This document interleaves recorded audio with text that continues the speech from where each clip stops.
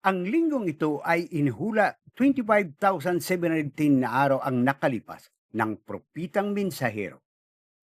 Pagkatapos ay nagpadala ang Diyos ng propita ng Episo 4, kapatid na Joseph Branham, upang ipaalala sa atin, 2022 na araw ang nakalipas na ang propesiya ng propitang mensahero na si William Branham ay malapit ng matupad at sinabi niya sa atin na sinasanay tayo ng Diyos na manatili sa bahay at magkaroon ng home tape services sa buong mundo upang matutunan natin kung paanong mabuhay sa espiritual sa mga panahong ito na ang ating mga simbahan ay isasara. Ito ay walang bago tungkol sa mga serbisyo sa bahay. Sinabi ito ni Brother Branham tungkol sa home tape church ni Rahab sa Jericho. Nagsimba sila ng gabing iyon sa kanyang bahay. Ginamit niya ang kanyang bahay para sa isang simbahan upang matanggap ang mensahe. O Diyos, buksan namin ang aming mga puso at tanggapin ang mensahe na si Jesus. Na si Jesus ay buhay ngayong gabi. Nandito siya sa gitna namin. Siya ay ang pariho. Siya ay pariho kahapon, ngayon at magpakailanman. Buksan ang iyong bahay at hayaan ang mensahero, ang Espiritu Santo, na pumasok at kilalanin ka sa pamagitan ng kanyang sariling presensya, ang tanda na sa iyo. Kung gayon, hindi mo kailangan kunin ang salita ng iba para dito. Nariyan siya para magsalita para sa kanyang sarili at siya ang salita. Tama yan. Ito ay tanda ng Diyos upang makilala ang kanyang sariling sarili. Ginamit niya ang kanyang bahay para sa mga mensahero. Pagkatapos ay nakuha niya ang lahat ng lungsod nang maniniwala sa ilalim ng parihong tanda. At yan ang dapat gawin ng simbahan ngayon, na kinukuha ang lahat ng paniniwalaan sa ilalim ng tanda. Sinabi rin ni kapatid na Branham, at ang mga apostol ay nagbahay-bahay, nagputol-putol ng tinapay sa mga tao at nagkaroon ng mga dakilang tanda at mga kabalaghan na ginawa. Laging pinapatnubayan ng Diyos ang kanyang mga tao sa pamagitan ng isang propita, isang tao. At muli tayong ginagabayan ng Diyos ngayon na magkaroon ng home tape services dahil ipapasara ng Federasyon ng Simbahan at Pamalaan ang ating mga tradisyonal na gusali ng simbahan. Ang nakaimbak na pagkain ay naibigay na sa atin upang tayo ay mabuhay sa panahong ito.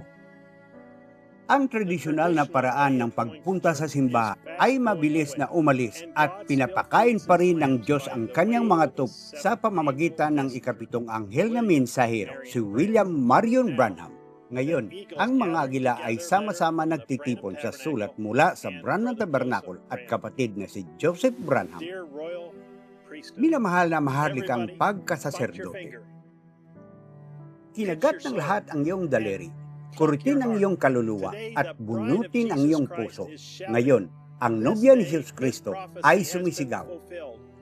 Sa araw na ito, ang propesiya na ito ay natupad sa harap ng ating mga mata. Naniniwala ako, isa sa mga maluhating araw na ito kapag ang nagkakaisang konfederasyon ng simbahan ay nagsama-sama at ang bagong papa ay inilabas mula sa Estados Unidos at inalagay doon ayon sa propesya. Kung gayon, sila ay bubuo ng isang imahen katulad ng halimaw. Ang tinig ng propita ng Diyos ay nagsalita nito noong ika-19 ng Desembre 1950 at pagkaraan ng 9 na buwan, ipinanganak si Robert Prevost na nakilangayong bilang Pope Leo XIV. Siya na ngayon ang bagong Papa ng Roma. Ganito ang sabi ng Panginoon ay naganap.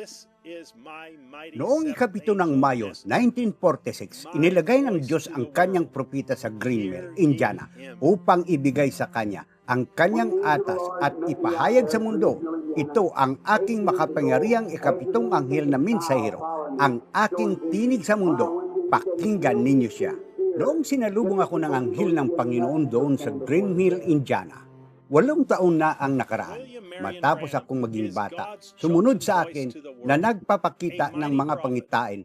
Nang pumunta ako sa kanya, sinabi niya, kung magiging taos-puso ka, paniniwalaan ka ng mga tao, walang tatayo sa harap ng panalangin. Si William Marion Branham ay ang piniling tinig ng Diyos sa mundo, isang makapangyarihang propita na pinuntahan ng salita ng Diyos. Ayon sa salita, siya ang tanging banal na tagapagsali ng salita ng Diyos. Siya ay pinagtibay ng Diyos mismo ng haliging apoy. Ikapito ng Mayo 2025, inilagay ni Satanas ang kanyang conclave of cardinal sa Sistine Chapel sa Roma para piliin ang kanilang Vicar of Christ upang matupad ang ganito ang sabi ng Panginoon. Siya ay kinumpirma ng tao na may buga ng maputing osok.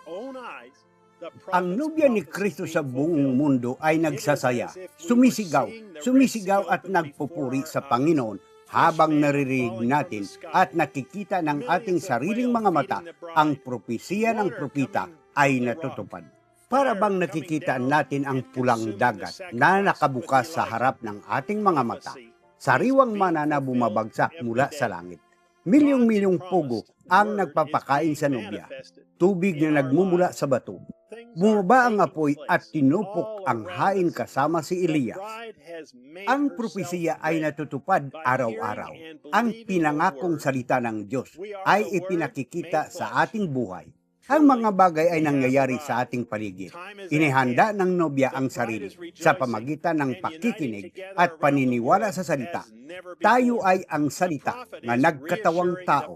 Totoo, nakarating na tayo. Malapit na ang oras. Ang nobya ay nagagalak at nagsasama-sama sa buong mundo. Tulad ng dati, pinatitiyak ng propita ang nobya sa pamagitan ng pagsasabi sa atin na tayo ang maharlikang pagkasaserdote ng Diyos, isang banal na bansa, isang kakaibang mga tao na tinawag, hinirang, pinili at isinantabi.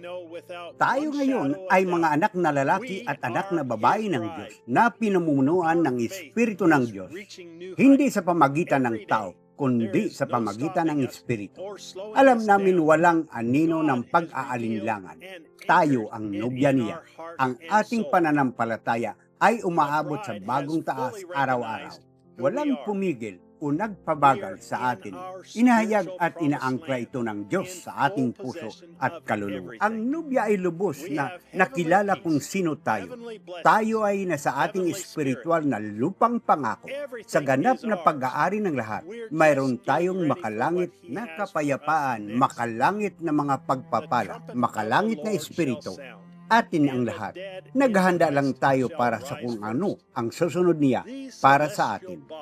Ang trumpeta ng Panginoon ay tutunog at ang mga namatay kay Kristo ay unang mabubuhay.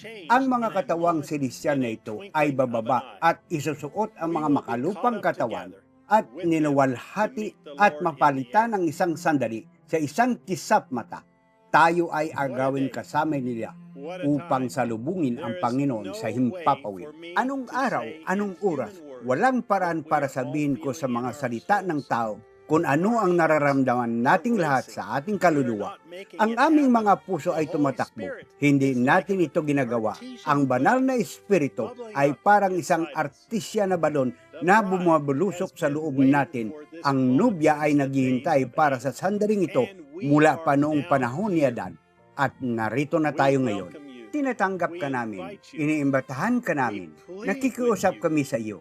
Halina, samahan kami sa pinakahangang panahon na nalaman ng mundo. Habang naririnig natin ang tinig ng Diyos na ibunyag sa atin ang kanyang salita ngayong linggo sa alas 12 ng tanghali, oras ng Jeffersonville, habang naririnig natin ang 60-0518, pagkukupkop. Pangalawa, Brother Joseph Branham. Mga banal na kasulatan na dapat basahin bago ang mensahe. Genesis, Kapitulo 1, versikulo 26. Episo, unang kabanata. Roma, Kapitulo 8, versikulo 19. Galacia, Kapitulo 1, versikulo 6 hanggang 9. Hebreos, ika-6 na kabanata.